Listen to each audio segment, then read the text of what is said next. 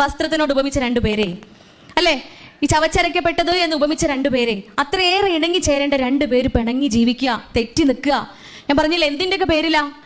അവിടെയാണല്ലോ മനസ്സിലാക്കൽ എന്ന് പറയുന്ന ഒരു കാര്യം ഉണ്ടാവേണ്ടത്. ഒരു സ്ത്രീ 5 വർഷമായി ഇപ്പോഴും എൻ്റെ ക്ലിനിക്കൽ കൗൺസിലിങ്ങിന് വന്നുകൊണ്ടിരിക്കുക. കാരണം എന്താണെന്നറിയോ? ഭർത്താവും ആ സ്ത്രീയും തമ്മിൽ ഒന്ന് പറഞ്ഞ് രണ്ടാമത്തേന് അടിയാ, പ്രശ്നം, കച്ചറയാണ്. രണ്ടാളും തോറ്റു കൊടുക്കാൻ തയ്യാറല്ല. തോറ്റു കൊടുക്കുക എന്ന് പറയുന്നത് വലിയൊരു കാര്യമാണ്, അല്ലേ? തോറ്റു കൊടുക്കാനാണ് നമുക്ക് ഏറ്റവും മടിയും. അല്ലാണ്ട് പ്രവാചകൻ സല്ലല്ലാഹു അലൈഹി വസല്ലമ ബീവി ആയിഷ റളിയല്ലാഹു അൻഹയോടൊപ്പം ഓട്ട മത്സരം നടത്തി തോറ്റു കൊടുക്കുമായിരുന്നു. ആർക്ക്? ആയിഷ ബീവിക്ക്. നമുക്കറിയാം ആരെ ജയിക്കുള്ളൂ. മസിൽ പവർ ആണിനാണ് കൂടുതലുള്ളത്. അതിന് എത്ര ഫെമിനിസം പറഞ്ഞിട്ടും കാര്യമല്ല. ബയോളജി നമുക്ക് മാറ്റാൻ പറ്റില്ലല്ലോ. അത് ആണിന് തന്നെയാണ് കൂടുതൽ. മസിൽ ടെക്സ്ചർ കൂടുതലുള്ളത് അത് ആണിനാണ്. സ്വാഭാവികമായും ആണാണ് ഓട്ട മത്സരത്തിൽ ജയിക്കുള്ളൂ.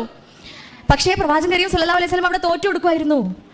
പായസപാത്രം അങ്ങനെ തട്ടി മറിച്ചിട്ടിട്ടോ നമ്മളാണ് മറിച്ചെന്നുണ്ടെങ്കിൽ ഞാൻ കെട്ടും പാണ്ടും കെട്ടി ഇടവണ്ണ ഉണ്ടാവൂലേ? സാധ്യത ഉണ്ടോ? ഉണ്ടാവോ?